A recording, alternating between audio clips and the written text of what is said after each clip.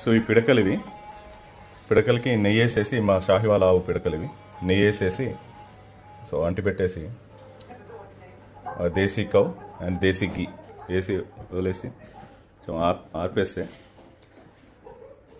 మంచి నెయ్యి స్మెల్ వస్తుంది.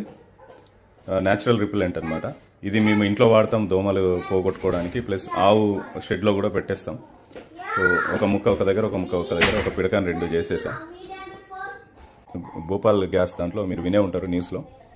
సో ఆ విషము ఇది రోజు వేసిన వాళ్ళ ఇంట్లో, ఇలాంటి పద్ధతులు పాటించిన వాళ్ళ ఇంట్లో ఆ విష ప్రభావం జరగలేదంట.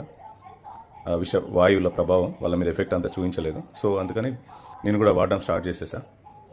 పిడకలు వేసిన తర్వాత చూడండి పొగ ఎట్లా వస్తుందో.